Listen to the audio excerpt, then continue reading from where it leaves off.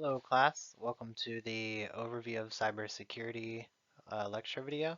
This is for MIS 320. So I'm basically just going to give you an overview of security, talk about why security matters, review the CIA triad, go into some common threats and vulnerabilities of systems, and then review some things about what you can do. Hope you enjoy. Alright, just a brief background about why cybersecurity actually matters. If you look at some of the data, the number of cyber attacks and breaches are actually on the rise. And this could be due to some of the identification technologies, which are actually improving. So one stat says that 46% of businesses actually have reported having a cyber attack or a security breach in the last 12 months. And 32% of these businesses say that they experience a cyber attack at least once a week. And I know Western is also vulnerable to cyber attacks, and you've definitely seen some phishing emails or things of that nature. So we'll talk a little bit about that specifically in just a bit. A little bit more about why cybersecurity actually matters. These phishing attacks are really kind of one of the most common, which you've probably seen before. 2017 versus 2020 data, the viruses and malware have gone down, but the severity and the targets of the malware actually, you could argue, are getting worse because the attackers are getting a little more sophisticated. And we'll talk about that in an example of the colonial pipeline. But just in general, this is kind of just some overarching data on what's really going on, phishing versus viruses and malware, and social engineering, which I'll cover in a second. So 8 in 10 businesses actually say that cybersecurity is now a high priority, and only 38% of businesses have really a cybersecurity policy. While this has increased from 2016, it's still a fairly low number. I know Western didn't really have much of a cybersecurity policy until a few years ago. So it's hard to convince people that cybersecurity is actually really important because if it ain't broke, don't fix it, basically. Which you would think that cybersecurity is of utmost importance, which it is, but it does cost a lot of money and takes time and experience to set up. Only 32% of these businesses reported really being insured against cyber risks, and 15% of the businesses have actually reviewed their cybersecurity risks. So what that means is 85% of businesses haven't really reviewed what their risks are. And this really gets into a thing called risk assessment, which I won't really cover in this class, but if you're interested, risk assessment is basically identifying where your threats and your vulnerabilities are, and identifying what technology you actually have on your network is, and then ranking basically whether that's a low, medium, or high risk to your organization in terms of the data that's stored on, for example, a server.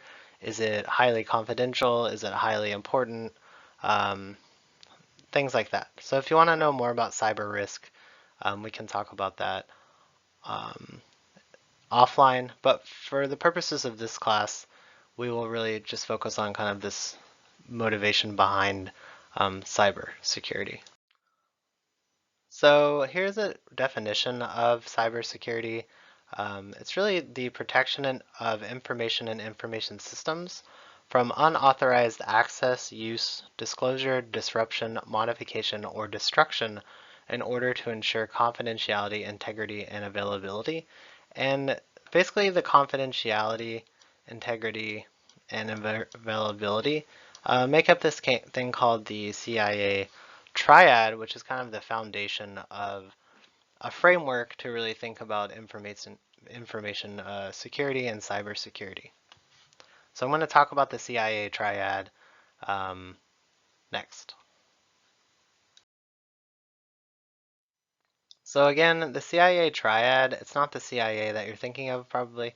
It stands for confidentiality, integrity, and availability. And this is really key to identifying cyber risk and identifying where your threats are and identifying what you should actually do as a person working in cybersecurity. It kind of comes down to these three foundational concepts. So confidentiality, um, in essence, is keeping the bad guys out, keeping organizations' data private if it's meant to be private, and ensuring that only authorized users should be able to access and modify their data. Integrity involves that the data can actually be trusted to be what it's supposed to be, and that basically the data should be maintained and it should be available in its correct state. And then I'll explain a couple of examples in a second. Availability means data should be available to users whenever they want it. And then basically this means keeping systems, networks, and devices up and running. So you don't want someone to come in and take your system down. So a bit more about the confidentiality part of the triad, the C. I like this example, is from a colleague of mine who works in cybersecurity. And it's basically, again, keeping the bad guys out. So an example is when you log in, you're asked for a password. If it's been a long time since your last login, you may be asked to really input a code that's sent from you or from someone else in the form of two-factor authentication.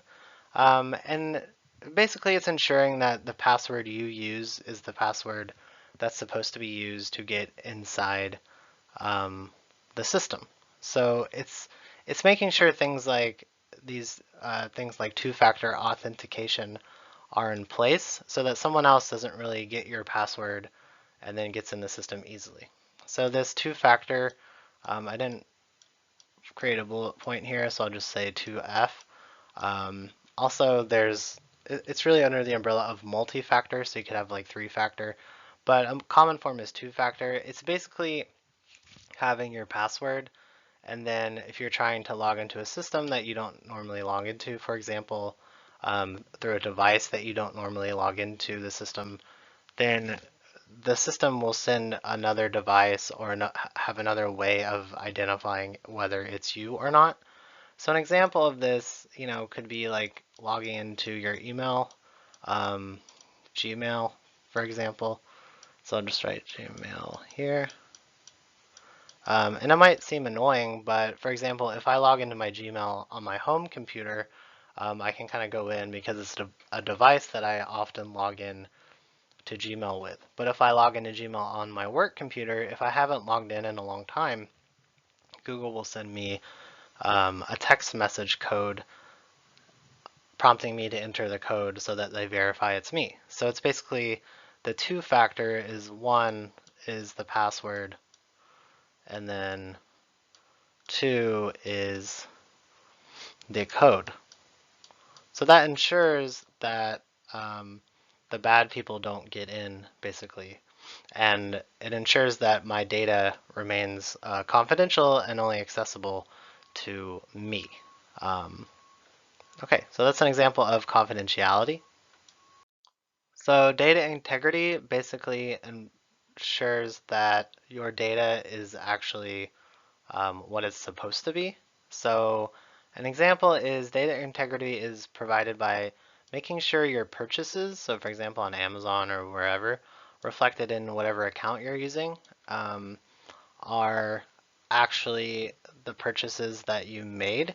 So a good example of data integrity is really showing you your previous purchases so that you can make sure that your credit card or your account hasn't really been compromised. So if you log into your Amazon account, you can go to previous purchases and you can see what purchases are made on your account. And that's really a way to ensure the integrity of your account. Because if you saw another purchase there, you can actually call someone and dispute the purchase. And this will happen a lot of times with credit cards. Companies have monitoring systems to maintain the integrity of your account. And that monitoring system is basically set up to ensure that your stuff is confidential and also has maintained the integrity of whatever the data is that needs maintained. Another component, the last component of the CIA, so remember we're talking about the CIA triad, which is kind of the foundation of securing networks and data, is you can actually log into your account whenever you want to, and um, that's pretty much it. So it's making sure that you can have access to your account whenever you want to do that, making sure that everything you want to access is available. And this ensures that at the network level and the systems level, that all the systems that the user wants to access, so this person, this really emoji here being the user, actually gets access whenever they want access. And a lot of times, if something was compromised, an attacker might actually take down the system, and the user basically won't have the things available to them that they actually need to be available to them, and that would compromise the availability component of the CIA triad. Okay, so now I'm going to talk about some types of threats to um, basically a network. It's user threats and threats to the technology, and how those relate to the CIA triad. So one of the biggest threats is actually insiders in your organization. So this is under the user and administrator threats, so the actual people threats. So one of the biggest threats that you wouldn't normally think about is actually the employees of your organization. So one stat I found is 70% of loss causing security incidents involve insiders. So this actually means the people working in your organization cause the most harm oftentimes. It's not that they're deliberately causing harm. They might click on a link that they're not supposed to click on, or they might fall for a scam because they're not really being cyber diligent. But this really comes with education and training your users. Another common threat is under the umbrella of social engineering. So some of you might have seen a social engineering example. So an example would be like impersonating senior management, a current or new end user needing help with access to systems, staff with fake uniforms, even at the actual, reality level, not really the email level. Um, and then answering a bogus survey. So you get an email that says win a free trip to Hawaii, and you have to answer 3 questions about your organization or your network. And that's a way basically for people to get information without really infiltrating the network itself. They'll just send an email kind of, for example, spoofing you, thinking it's someone else, and then asking you some uh, socially relevant data about your organization so that they can use it against you later. So a specific type of social engineering is called phishing. And this is really one of the most common types of social engineering is when an attacker sends you a fraudulent message, which is designed to trick a person into revealing sensitive information to the attacker. Or you can click something that actually will deploy some malicious software on whatever infrastructure you're using. So for example, ransomware. So this is actually an actual example from the Western Security website. An email was sent that says you need to update your Office 365 account, and they made a fake Office 365 website, and people clicked on the link in the email, gave this person their username and passwords, and then maybe one day that will be held against them, um, basically in whatever way the attacker sees fit. So the intent here is often to get users to reveal something like financial information, system credentials, or other sensitive data, like pictures or things of that nature, videos. So basically, it's a fake out. I'm sure a lot of you have seen these types of phishing emails go out, but it's basically this malicious intent where the phishing is, for example, if you've ever gone fishing, you'll have a worm or two on a hook. and you send it into a lake. The lake has a lot of fish inside of it, and then one of them actually takes the bait. So if a person can really send an email to thousands of people, and a few people actually take the bait, they could potentially get some information that could be damaging to the network, and helpful to them, depending on whatever the attacker wants to do. So there are also some threats to technology. So this involves like server software, hardware, and basically the networks that are set up behind the scenes. So this really overarching concept that's popular is called malware. So it's basically this code that seeks to compromise a computing system without permission. And malware could be involved in a phishing attack also. So someone could send you an email with a link. You click on the link and that downloads code to your computer. So there are different types of malware, viruses, worms, and Trojans. And I'm not really going to require you to memorize all this stuff, but just know that there are these things called viruses that really infect other software or files on your computer. There are worms, which are pretty, um, they take advantage of security vulnerability to spread. But unlike viruses, worms do not require an executable program. So a lot of times a virus that you'll download, you have to actually open it and run it. But a worm doesn't really require you to open it or download it. It just kind of lives behind the scenes when you click a link. And a Trojan is an interesting type of malware because it really masquerades as something that it's not. So it really sneaks in behind the scenes and oftentimes just sits there for a long time. So, for example, a lot of times, phishing emails will be sent to several types of organizations with hundreds of thousands of employees. A couple thousand employees will actually click on them. These will spread through other computers, and the software will actually be just kind of living there behind the scenes until the attacker wants to do something about it. So, for example, if you sent a massive phishing campaign to hundreds of companies or universities out there, and the administrators of the networks weren't really being diligent and seeing what was on their computers and what were infected, potentially the attacker a year or so later could run some code to really disable a lot of the computers in each of these organizations, effectively taking down the networks of, hundreds or thousands of organizations and universities. So pretty scary stuff.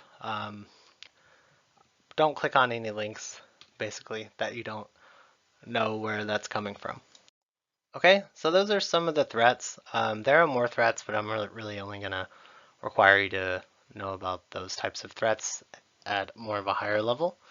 And I also want to talk about some notable attacks, and you can of course do some of your own research and find out more information about some attacks. And we'll do something in class, or I'll send out a link for class involving exploring the Data is Beautiful website, so please look out for that link as well, and that gives information about a lot of different types of attacks over the years. So here are some notable attacks. So involving phishing, there are a couple that you may remember or have heard of. There's the Sony attack and the Facebook and Google attacks. So I'll just briefly discuss them. The Sony attack really involved a lot of phishing emails sent to Sony employees. Basically, the attacker researched employee names and titles on LinkedIn. The hackers posed as company colleagues, sending malicious emails containing malware to employees that really didn't suspect anything. The attacker had a bunch of their information off of LinkedIn, so they seemed like they knew who they were. And they may even have been flattered, for example. So in the end, they got a bunch of information.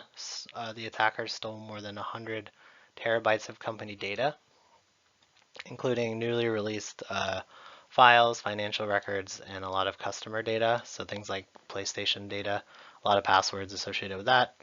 All told, this phishing attack cost Sony more than $100 million. And then there's the phishing uh, attacks involving Facebook and Google that's kind of interesting. Um, the attackers were posing as a computer parts vendor. So hackers sent a series of fake invoices to Facebook and Google between 2013 and 2015. And Google and Facebook didn't really think anything of it, so they actually paid the attacker. So they paid the attacker more than $100 million. In the end, the criminal was from Lithuania, was arrested, moved to the U.S., and I guess probably could be out by now. Not sure. We'll have to talk about this later. But those are some notable attacks involving phishing. So a notable attack involving malware you may have heard of is the WannaCry ransomware attack. It happened in 2017. Basically, there was a flaw in the Windows operating system, and a lot of people don't really update their computers. So what this means, they call it patches. So there are a lot of unpatched operating systems out there because users or companies didn't really bother to update their software. Um, so what the malware did is the hacker actually got in, locked individuals out of their computers, or they encrypted files, making the files unreadable. They made users pay things like ransomware, often paid in Bitcoin, so it can't really be tracked. It was reported in 150 countries and totaled $4 billion in losses to organizations and individuals. So if you wanted to watch this YouTube video on the WannaCry, go for it. There's also a more recent attack that you may have heard of the Colonial Pipeline. And this attack is particularly concerning because one of the main threats to national security now is really attack on critical, I'll just say critical infrastructure. So I'll just say infra. So what the Colonial Pipeline actually is it's this oil pipeline that goes basically in the southeast that stores a bunch of oil, sends oil back and forth, and it's one of the major pipelines, in the United States. And what actually happened is a password was found and used to enter the Colonial Pipeline network. So there's this concept here that I want to know called the dark web. So a password was actually found on the dark web. And a lot of times people don't really realize that, you may be a victim of an attack. For example, the book talks about the Target case. You've probably received an email that says your password may have been compromised. So what attackers do is they often store information and user account information on the dark web, and people have access to your username and password. So if you use the same password, for example, for a lot of different accounts, then hackers can really just go through popular platforms like Gmail or Apple or Netflix or whatever, and use the same username and the same password, and oftentimes it works across these platforms. So what happened here is a password was found on the dark web, and it was actually used to enter the Colonial Pipeline Corporation.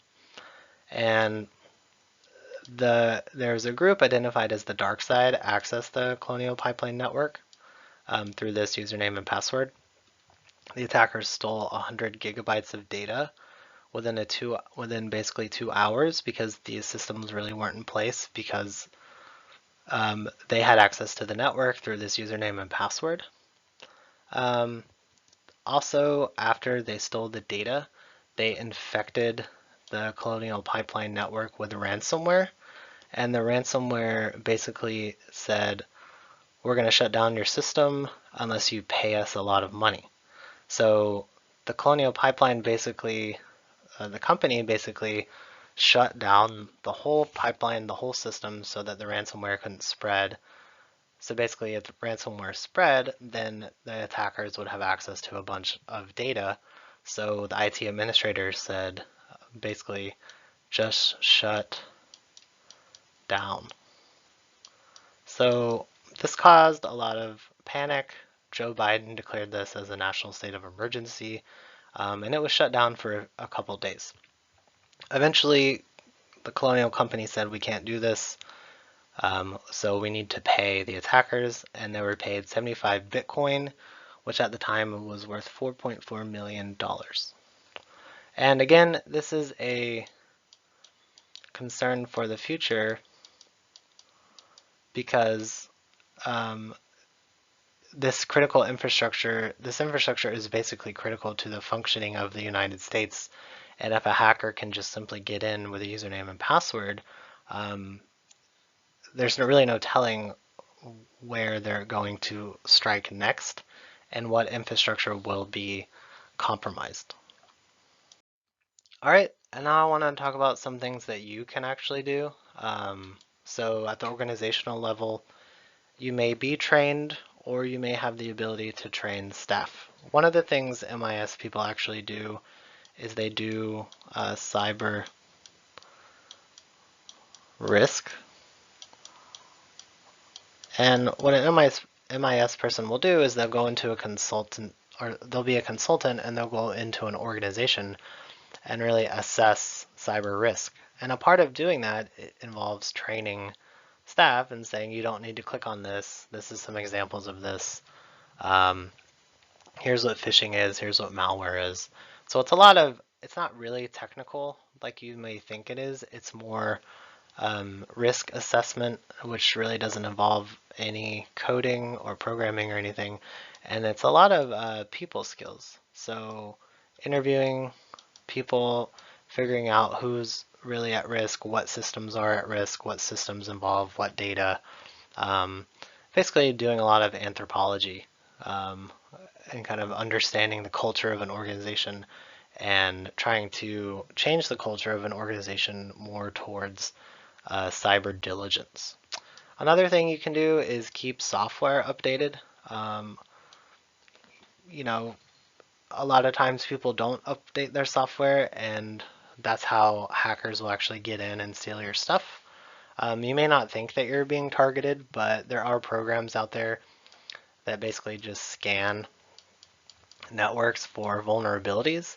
So for example, if you're logged in at a Starbucks or at a coffee shop or even on Western, you never know who's really scanning for computers on the network and seeing which ones are vulnerable. I'll just type vulnerable here. Which ones are really vulnerable to attacks because you did not update your software. So make sure you keep your software updated. A good also thing to do here is install antivirus software. Microsoft Defender is really good and it's installed on most Microsoft systems. You may want to install a backup. I use a company called Avast, but the best thing to do is actually check the system, scan your computer, at least once or twice a month, see what's going on, update everything. Another thing you can do is back up your data. So a lot of you probably use some type of cloud computing. You may want to invest in an actual hard drive that you can store inside your home, or maybe you want to back up your data using two companies. So if one of them gets hacked, you have data on the other side. So you may want to consider backing up your data. Hopefully all of you are securing your Wi-Fi at home. There is this thing called a drive-by. Please excuse my messy handwriting. So a drive-by attack where basically there's system set up in a car. People kind of go slow on the street, scan the wireless networks. Some of them aren't secured. Get in, steal stuff within half an hour, and be gone. So make sure you actually secure your Wi-Fi, and then use strong passwords. And I'm going to add to this, use many passwords. So like I mentioned before, a lot of you probably use the same username and passwords for a lot of your accounts. So I'm going to say use strong passwords and use many passwords, and try to change up your accounts sometimes. So if you're using the same, for example, username and password for your Gmail, for your Netflix, for your Amazon, um, if your passwords are sitting out there on the dark web, someone gets access to it, basically pushes enter on a program that scans a lot of the popular websites. Your username and password is in the list. They say, okay, I, now I have access to your Gmail. Now I have access to your Amazon account. Now I have access to a lot of different stuff. So use many. And I think the most important part is to just remember that there are bad actors out there. I'm going to say bad actors. Remember, bad actors actually exist. So don't just think that you're going to be out there and nothing's going to happen. There are people out there looking for you, looking for your passwords, looking to steal stuff. And I'm not saying be paranoid about it, but be aware and be diligent. All right. All right. So what I want you all to do for discussion post number 9, for part 1, cybersecurity part, we'll do the Internet of Things for part 2. So please visit the following website. Basically, this will be on Canvas, so just click this link and browse the link. It'll take you to a website that looks like this. It's a data visualization of a lot of the world's biggest data breaches and hacks. You can filter it. I can't do it here because it's just a picture, but you can click on filter by year, by type, by company type, etc. So I want you to basically select one of the attacks and summarize the attacks. So answer these questions to summarize the attacks. What company was it? What was stolen? Who did the hack? How did the attack occur? What were the consequences? Why is this important? And how could the attack have been prevented? So this should be a T. Sorry about that. Use the actual CIA model as a framework. So incorporate the CIA components into your discussion as well. And that's it for this time. See you next time.